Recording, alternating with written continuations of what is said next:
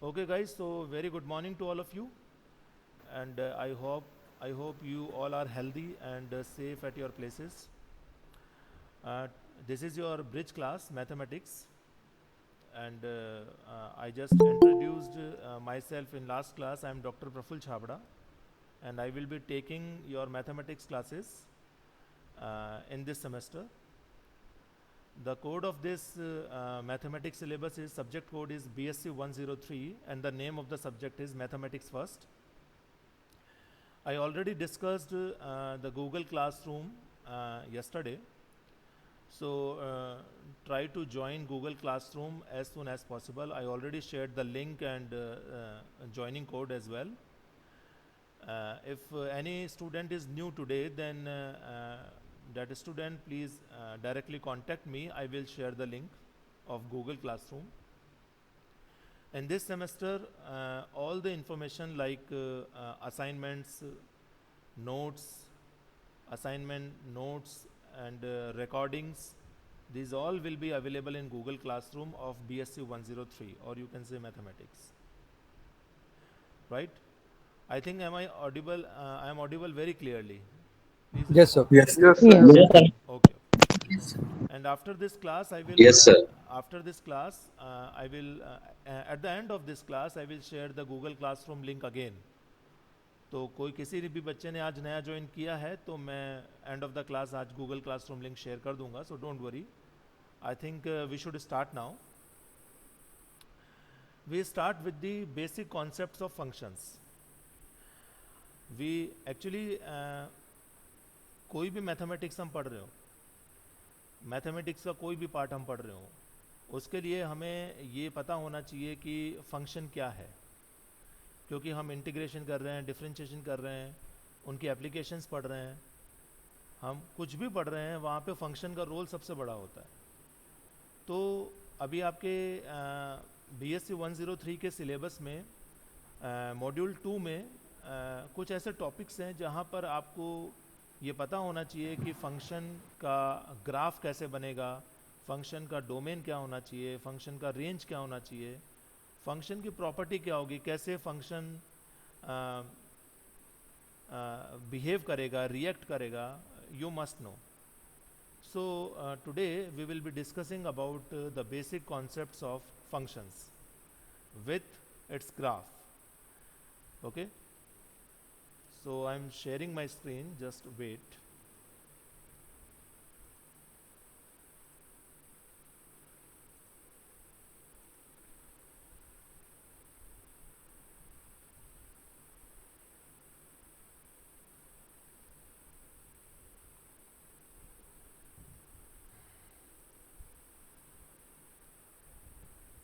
I think slide is visible to everyone if I am not Yes, wrong. sir. Yes, sir. Yes, sir. Yes, sir. So the topic name is graph of basic functions.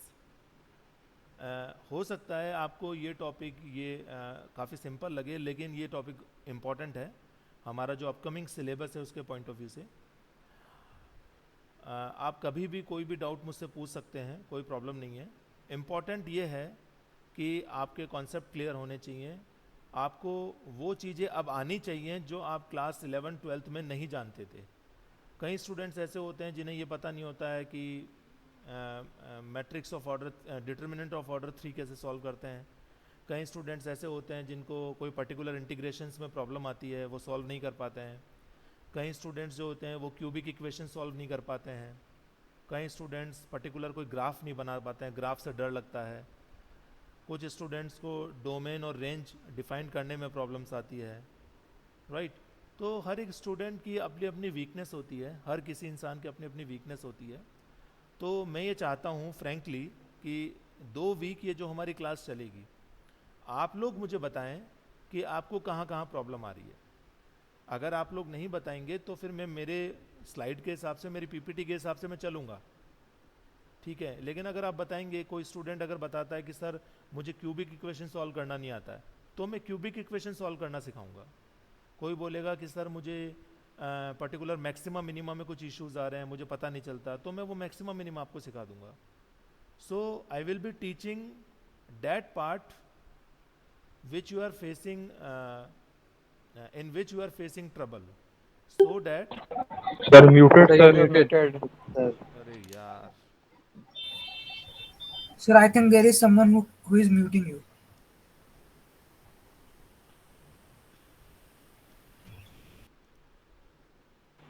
Sir has left the class. किस कोई mute कर रहा है क्या मुझे, या फिर technical issue मेरी तरफ से हो रहा है इधर से?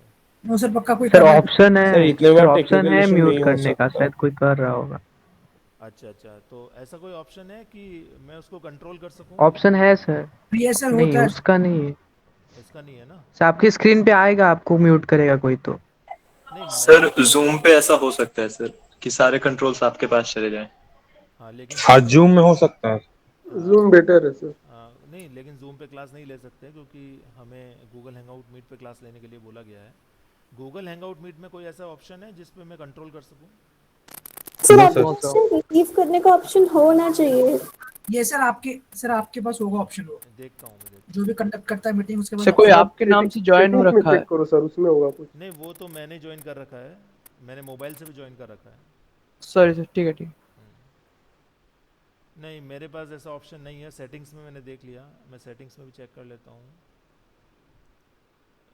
नहीं ऐसा कोई सर ऑप्शन गूगल नहीं मीट में नेट भी ज्यादा सर होता ओनली सर होस्ट गूगल पे मीट में चेंज ऐसी करके कोई देखिए ऑप्शन ना आप। नहीं रहती है। सेटिंग को ओनली होस्ट पे रखिए ना आप। है। सेटिंग को होस्ट पे रखूँ? नहीं ऐसा कोई ऑप्शन नहीं चेंज है। करने का ऑप्शन सिर्फ होस्ट के पास हो, बस ये ऐसे कर लो आप। नहीं ऐसा कोई ऑप्शन मुझे नज़र आ नहीं रहा ना, इसलिए बोल रहा हूँ।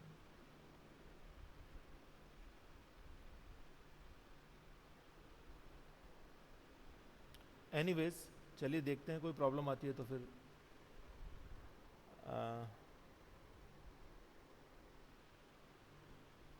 अब देखिए अभी कोई प्रॉब्लम नहीं आ रही है, सडनली क्या प्रॉब्लम आ जाती है?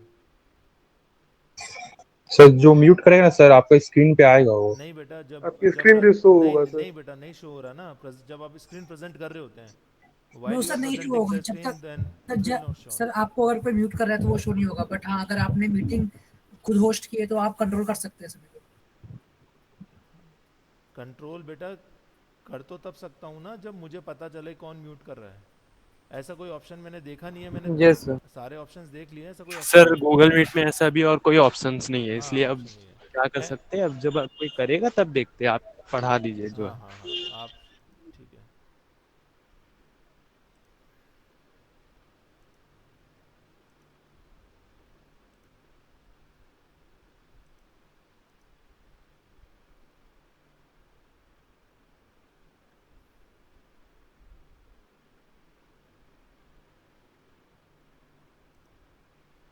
ओके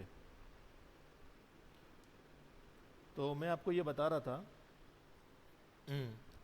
कि इन ब्रिज क्लासेस में अगर आपको कुछ इश्यूज़ हैं तो आप मुझे बता के हम उसे सॉल्व कर सकते हैं। किसी भी स्टूडेंट को कोई भी प्रॉब्लम आती है तो प्लीज़ मुझसे कंसल्ट कीजिए, मैं वो प्रॉब्लम सॉल्व करूँगा। क्योंकि इन ब्रिज क्लासेस का जो टारगेट है वो यही है कि आपको सिलेबस स्टार्ट होने से पहले कुछ जो प्रॉब्लम्स आ रही हैं मैथमेटिक्स में उसको रिजॉल्व किया जा सके। So you can talk to me any time, you can tell me any time sir I am getting problem in this particular topic, right? आप आराम से सोच लीजिएगा, मंडे से आप बता सकते हैं मुझे। Anyways graphs of basic functions.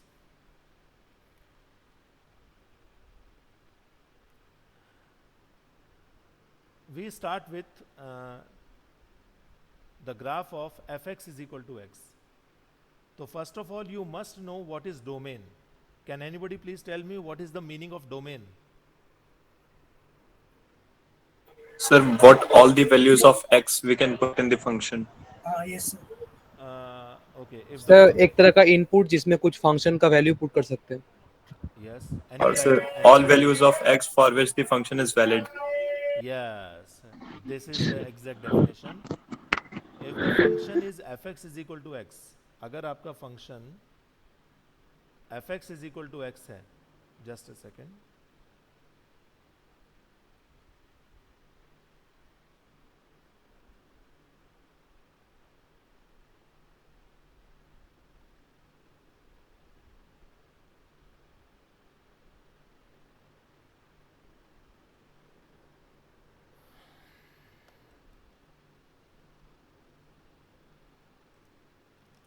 Yes. If your function is like fx is equal to x, then the domain will be, see, there are two types of variables. Number one, independent variable, and number two, dependent variables. Like y is equal to fx. In this function, this x is independent variable and this y is dependent variable. Okay? So, dependent variable is totally depends on independent variable. If you are putting any value of x, then correspondingly you will get the value of y. There are two types of functions. देखिए बच्चों, मैंने आपको क्या कहा, bridge class का target यह है कि मैं आपको कुछ नया बता सकूं, कुछ नया सिखा सकूं. तो टॉपिक के बीच में अगर मुझे कुछ भी याद आता है जो आपके लायक है, कुछ मैथमेटिक्स में कुछ इंटरेस्टिंग है, तो मैं आपको वो बताने लग जाऊंगा. इसका मतलब ये मत समझना कि हमारा टॉपिक कंप्लीट नहीं हुआ या सर ने 2 स्लाइड ही पढ़ाई, ऐसा मत समझना. This is not in your syllabus. I am just telling you for in knowledge purpose. You are getting my point? Yes sir.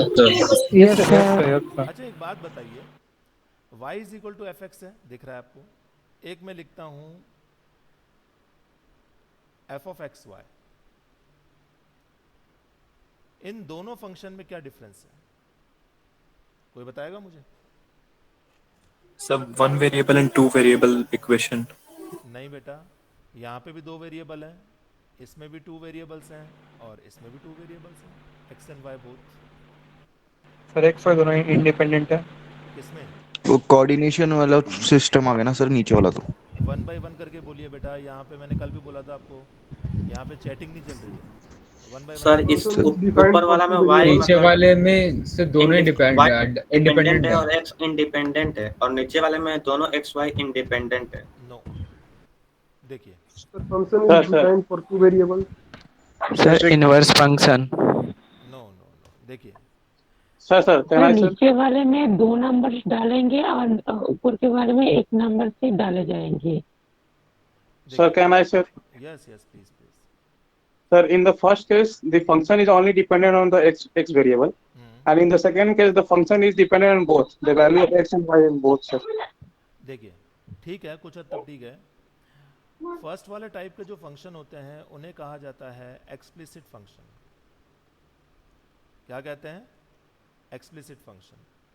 और सेकंड टाइप के जो फंक्शन होते हैं उन्हें कहा जाता है इम्प्लिसिट फंक्शन. अब क्या डिफरेंस है? देखिए, फर्स्ट वाला function y is equal to F x type का भी हो सकता है या फिर x is equal to f of y type का भी हो सकता है. होता क्या है, if you can present x in terms of purely in y, or you can present y in terms of purely in x, then that function is called explicit function. y is equal to fx का मतलब है कि y को आपने x के form में purely present कर दिया.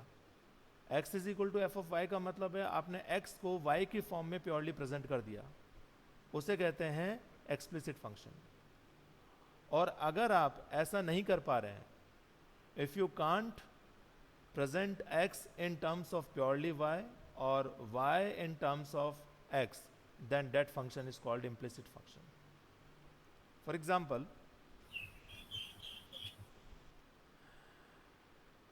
y minus 3x plus 2x square plus 5y is equal to 0. अच्छा, 5y plus y तो 6y हो गया, एक ही बात है. इस टर्म को हम हटा देते हैं.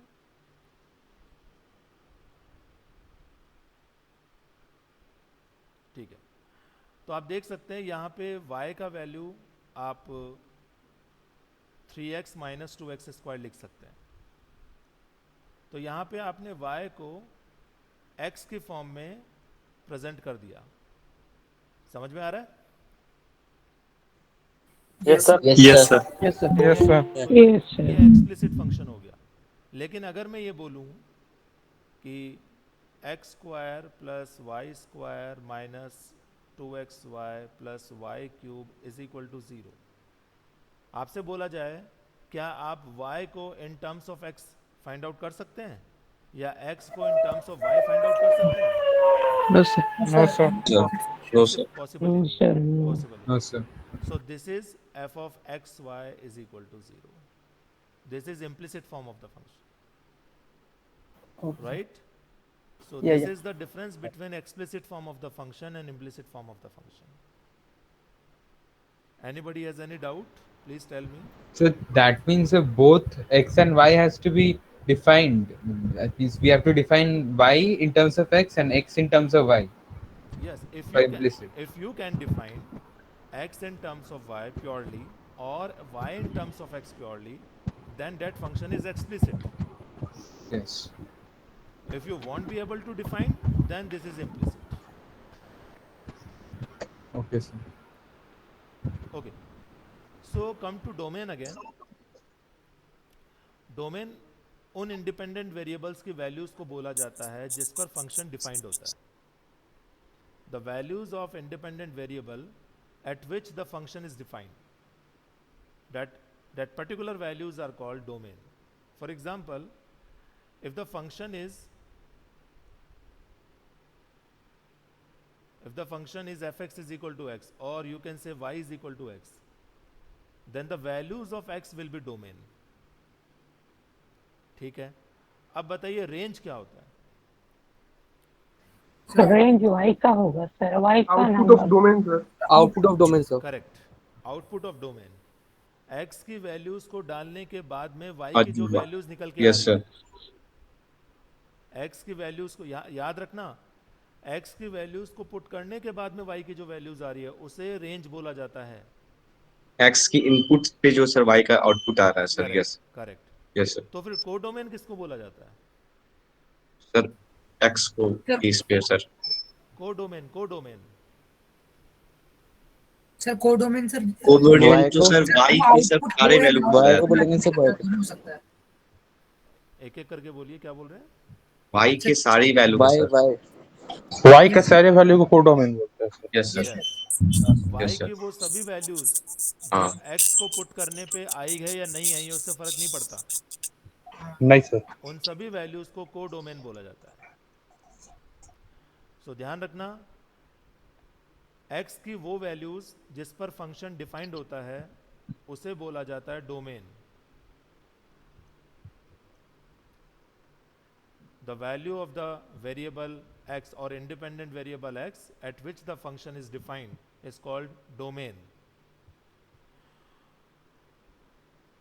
डोमेन का जो आउटपुट होता है यानी x की वैल्यूज को पुट करने के बाद में जो हमें आउटपुट मिलता है, y की जो वैल्यूज मिलती है उसे कहा जाता है रेंज। और इन जनरल जो वैल्यूज ऑफ y होती है, चाहे वो कैसे भी मिले, x की वैल्यूज को पुट करके मिले या x की वैल्यूज को पुट किए बिना मिले,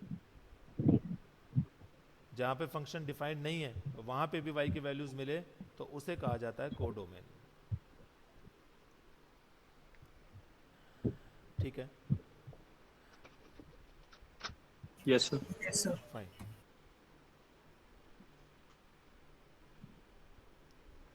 सर कोडोमेन और एक बार फिर से बोल दीजिए। कोडोमेन क्या होता है बेटा? कई ऐसी x की वैल्यूज भी होती है जिस पर फंक्शन डिफाइंड नहीं होता है, लेकिन y की कुछ स्पेसिफिक वैल्यूज आती है। आप बीच बीच में डिस्टर्ब मत कीजिए प्लीज, जो भी बोल रहा है प्लीज डिस्टर्ब मत कीजिए।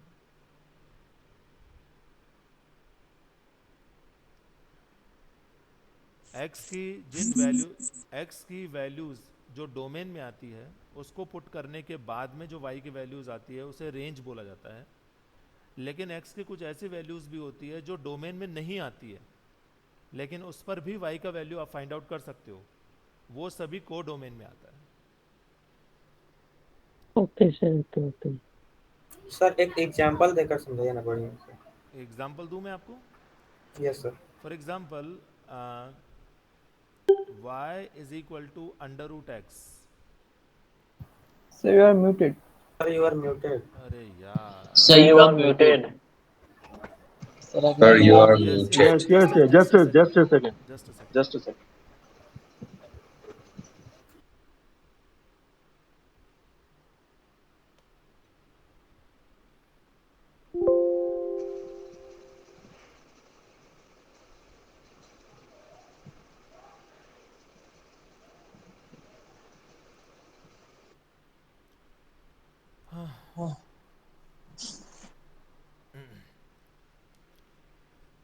आपको कुछ स्क्रीन पे नजर आ रहा है क्या कि कोई मुझे म्यूट कर रहा है, ऐसा कुछ? No, sir. No, sir. वो तो सर आपको ही दिखेगा। अच्छा, तो यार फिर यार सर एक बार प्रैक्टिकली कर लीजिए ना, बच्चों